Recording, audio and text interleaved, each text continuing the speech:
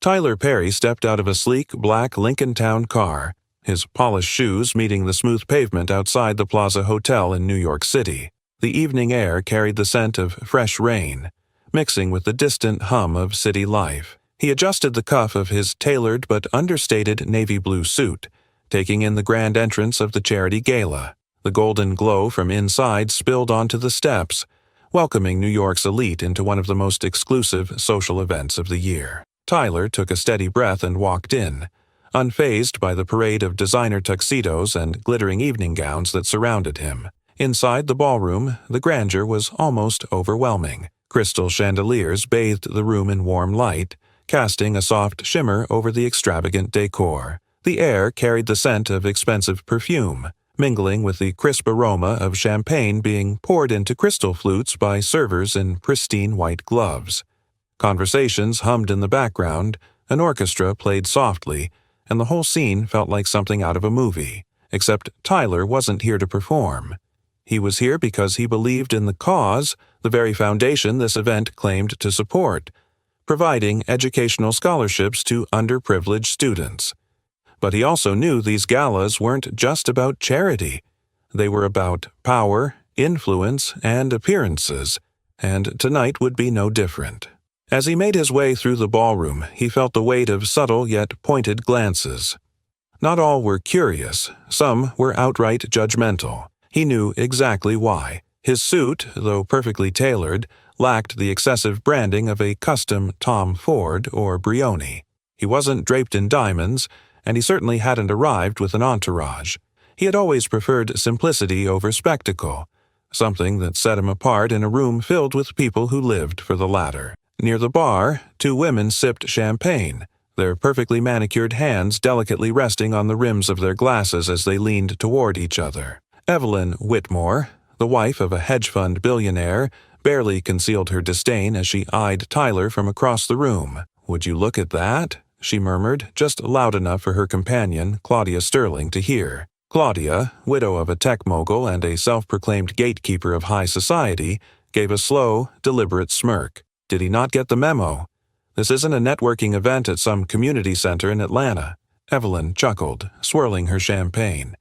He looked so out of place, like he wandered in from the wrong side of town. Tyler caught the exchange from the corner of his eye but didn't react. He had encountered people like them before, those who thrived on exclusivity, who measured their worth by the designer labels on their backs and the names they could drop in casual conversation. They were the type who spent their lives ensuring that people like him, self-made, grounded, uninterested in their games, never truly belonged. What they didn't know was that he had been invited here personally by the man of the hour, billionaire philanthropist and media mogul Ethan Carter, whose contributions to the arts and education had made him one of the most influential figures in the city. Tyler moved toward the registration table, reaching for a glass of champagne as a waiter discreetly stepped up beside him. "Mr. Perry, I'm terribly sorry, but your seating arrangement has been changed." His voice was apologetic but firm. Tyler raised an eyebrow. "Changed? To where?" The waiter hesitated before replying. "You've been moved to the outer section." Tyler let out a slow breath, his eyes flickering toward the main tables near the stage, where Evelyn and Claudia sat with their husbands and a collection of high-profile guests. Their smirks were unmistakable. He understood exactly what had happened. They had orchestrated this, pulling strings to have him reassigned away from the influential circle of the evening. It was a move he had seen before, subtle but effective, an attempt at social exile without making a scene. It didn't bother him, not in the way they wanted it to. He simply gave the waiter a polite nod and walked toward his new table. His posture relaxed, his expression unreadable. As he settled into his seat, the whispers around the room didn't subside. If anything, they grew. But it wasn't just about him. Across the ballroom, Evelyn and Claudia were deep in conversation, their tones hushed but laced with excitement. Tyler tuned in just enough to catch the tail end of their exchange. "Ethan's going to make a major announcement tonight," Claudia murmured, leaning in slightly. "I heard it involves a new board member." Elite socialites mock Tyler Perry at a charity gala. Without realizing, he holds the real power. Evelyn smirked, taking a sip of her champagne. "And it's going to be someone we approve of, not some charity case like him." Her gaze flickered toward Tyler, full of amusement and condescension. Tyler smiled faintly to himself and took a sip of his drink. They had no idea what was coming. Tyler sat back in his chair, swirling the champagne in his glass as he observed the room. The power dynamics at play were as transparent as the crystal flutes being passed around. The so-called elite thrived on maintaining their carefully constructed hierarchies, ensuring that only those deemed worthy were allowed to sit at the metaphorical and literal table. His reassignment was meant to be a message, but it didn't shake him. If anything, it amused him. What they failed to realize was that his worth had never been dictated by the approval of people like Evelyn and Claudia. They had spent their lives fighting to hold on to a world he had never cared to be a part of, mistaking their exclusionary tactics for power. The evening carried on, with speeches from prominent figures in business, media, and philanthropy. Applause rippled through the ballroom at all the expected moments. Laughter punctuated conversations that dripped with polished insincerity. And, beneath it all, the constant undercurrent of whispered judgments and social maneuvering thrived. Tyler remained unfazed, engaging in polite conversation with those around him, but never once attempting to reinsert himself into the main fold of the room. He didn't need to. His presence alone was enough to disrupt the illusion these people worked so hard to uphold. As the main course was served, a waiter discreetly approached his table, placing a small folded note beside his plate before stepping away. Tyler picked it up, unfolding it with measured ease.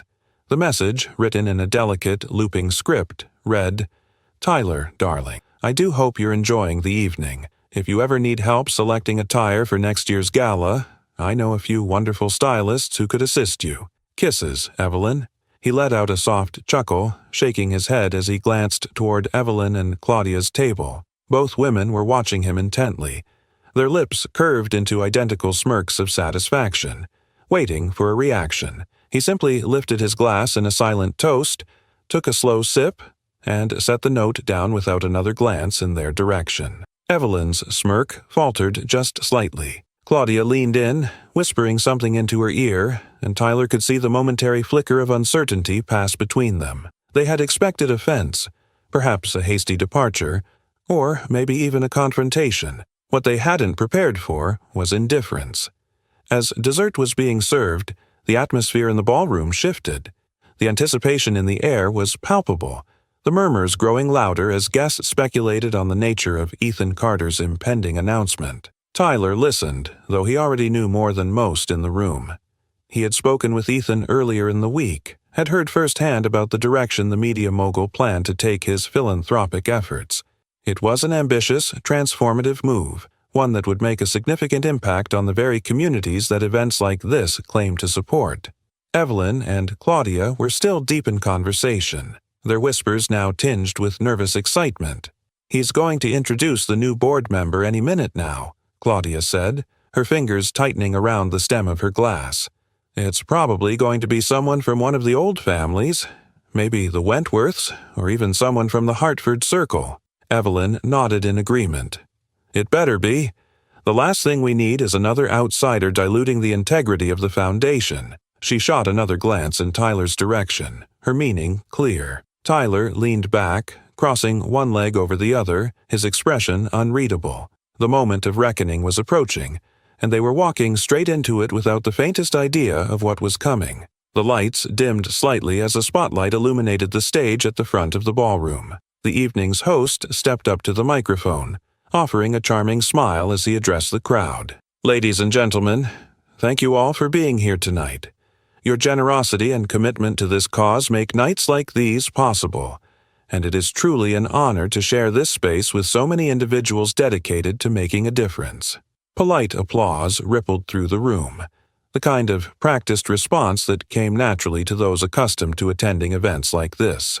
And now, it is my absolute privilege to introduce the man who has made tonight's event possible, a visionary leader and a dear friend to many of us.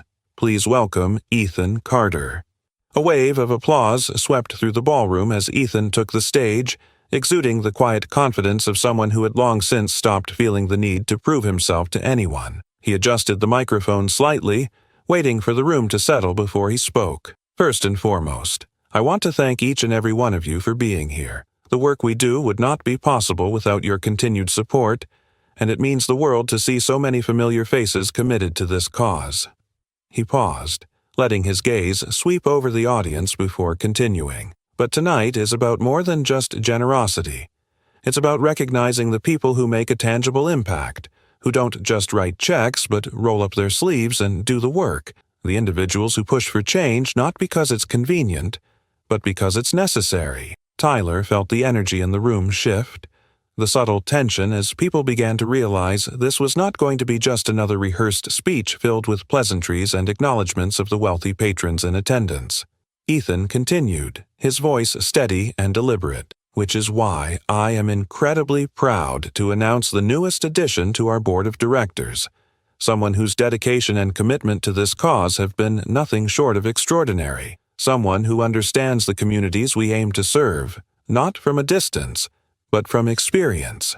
Ladies and gentlemen, please join me in welcoming Tyler Perry. For the briefest of moments, the ballroom was silent. Then, as realization set in, the applause began. Some enthusiastic, some hesitant, and some purely out of obligation. Tyler rose from his seat with effortless composure, his movements unhurried as he made his way toward the stage. As he passed Evelyn and Claudia's table, he didn't miss the way their faces had drained of color, their expressions frozen in disbelief. Evelyn's fingers curled tightly around the stem of her glass, her perfectly rehearsed poise now unraveling at the edges. He stepped onto the stage, shaking Ethan's hand firmly before turning to face the audience. He could see it, the forced smiles, the sudden recalculations happening behind every polite expression. The same people who had barely acknowledged his presence earlier were now clapping for him, their applause laced with the bitter aftertaste of underestimation. Ethan handed him the microphone and Tyler took a measured breath before speaking. I won't take up too much of your time, he began, his voice calm but resolute. But I do want to say something about what nights like this should truly be about. It's easy to sit in a room like this, surrounded by luxury, and feel like we've done our part just by showing up. But real change, real impact, happens outside of rooms like this. It happens in the places where people don't have the luxury of attending galas or writing checks without a second thought. He let his words settle, watching as some guests shifted uncomfortably in their seats. I believe in the work this foundation does. I believe in its mission. But I also believe that philanthropy should never be about appearances. It should be about action, about showing up even when there's no recognition involved, about standing for something greater than status. He met Evelyn's gaze for just a fraction of a second before scanning the rest of the room. So, as I step into this role, I want to make one thing clear. We're going to do the work, and we're going to do it right. The applause that followed was louder this time, though Tyler knew it wasn't all genuine, but that didn't matter. What mattered was that the message had been delivered. As he handed the microphone back to Ethan and stepped off the stage, he caught the lingering glances of those who had dismissed him hours ago. They had made the mistake of assuming he needed their approval. Now they understood. He never had. As Tyler stepped off the stage, he could feel the shift in the atmosphere. The applause had faded, but the tension lingered like an unspoken truth hanging in the air. He walked back to his table with the same unbothered confidence he had arrived with, his expression composed, unreadable. Around the room, guests exchanged quick glances, murmurs buzzing just beneath the surface. Some clapped a little longer than necessary, as if overcompensating for their earlier dismissiveness. Others, like Evelyn and Claudia, sat frozen in place, their carefully crafted masks slipping just enough to reveal their disbelief. They hadn't seen this coming. They had spent the entire evening under the assumption that Tyler was an outsider, someone they could quietly push aside, someone whose presence could be managed and dismissed. And now, before an audience of their peers, their influence had been rendered meaningless in a matter of minutes. Evelyn, always the strategist, was the first to recover. She picked up her champagne flute, forced a gracious smile, and turned to Claudia with a hushed whisper. It's fine. He'll have the title, but we both know how these things work. The real decisions are made behind closed doors. He won't have any real power." Claudia nodded stiffly, though the way her fingers curled around her napkin suggested she wasn't as convinced. Tyler caught the exchange from across the room and had to suppress a smirk. They were already scrambling, trying to convince themselves that nothing had changed when, in reality, everything had. Waiters moved fluidly between tables, refilling glasses and clearing plates, but the energy in the ballroom had shifted irreversibly. Where once there had been quiet dismissals, now there were careful recalibrations. People who had barely acknowledged Tyler's presence earlier now stole glances in his direction, their expressions a mixture of curiosity and sudden interest. Some, emboldened by the shift in hierarchy, made their way over to his table, eager to introduce themselves, eager to establish some kind of connection before it was too late. "Tyler, my friend." A man in a tailored navy suit greeted him with an overly enthusiastic handshake, his smile just a little too wide. That was quite a speech. "I must say, I didn't realize you were so deeply involved in the Foundation's work." Tyler recognized him instantly. Richard Lawson, a Wall Street executive who had spent the better part of the evening avoiding eye contact. "Glad you think so," Tyler replied smoothly, his tone polite but distant. "Though I've been involved for a while, just not in ways that require a spotlight." Richard chuckled as if that was the most charming thing he'd ever heard. Of course. Well, I'd love to discuss ways we might collaborate. Maybe grab lunch next week?" Tyler nodded noncommittally, already knowing this was just the beginning. The invitations would start rolling in, the sudden attempts to forge alliances, the well-practiced performances of people who had only just now realized that overlooking him had been a mistake. It didn't bother him, but it didn't impress him either. What had always amused him about rooms like these wasn't the wealth or the status. It was the way people scrambled to rearrange their loyalties the moment the winds shifted. And tonight, the winds had shifted fast. Across the room, Evelyn was watching him carefully. Her smirk had returned, but this time, there was a trace of something else behind it. Calculation. She leaned toward Claudia, whispering again. Tyler didn't need to hear her words to know what was being said. They were already planning their next move. If they couldn't dismiss him, they would find another way to maintain control. Maybe they would try to undermine him behind closed doors, block initiatives he proposed, ensure that his title remained just that. A title with no real power behind it. He had seen it before. People like Evelyn and Claudia didn't lose gracefully, but what they didn't understand was that he hadn't come here tonight looking for their approval, and he certainly wasn't leaving with any interest in playing by their rules. As the night wound down and guests began filtering toward the exits, Tyler remained seated, watching as the once unshakable figures of high society adjusted their posture, their smiles, their strategies. He sipped the last of his champagne, allowing the moment to settle, to imprint itself in the minds of everyone in the room. He could have left immediately after the speech, but staying meant something. It meant he wasn't retreating, wasn't letting them rewrite the narrative before the night was even over. Ethan made his way over, his expression one of quiet amusement. "Enjoying yourself?" he asked, lowering himself into the seat beside Tyler. Tyler chuckled, shaking his head. "Oh, immensely. You really know how to stir a room." Ethan smirked, glancing toward the guests who were still murmuring among themselves, pretending not to steal glances in their direction. "You handled it well," he said. "Better than most would have." Tyler shrugged. "This isn't new. You know that. Rooms like this? They've always been the same. The faces change, but the game doesn't." Ethan studied him for a moment before nodding. "True, but now, you're not just in the room. You're at the table, and that means something." Tyler let the words settle, not because he needed validation, but because they confirmed what he had already known. This wasn't about power, not in the way Evelyn and Claudia understood it. It was about something bigger. It was about shifting the culture of these spaces, forcing them to reckon with the fact that the walls they had built around themselves weren't as impenetrable as they once believed. As he stood to leave, he took one last glance around the ballroom, taking in the way the room had changed. The weight of perception had shifted. the lines of influence redrawn in ways that would linger long after the last glass of champagne had been poured. He didn't need to say another word to Evelyn or Claudia. Their silence was enough, they knew. And as he stepped outside into the cool night air, buttoning his suit jacket with an easy, unhurried motion, he knew too. Tonight had been more than just an announcement. It had been a message, and they had heard it loud and clear.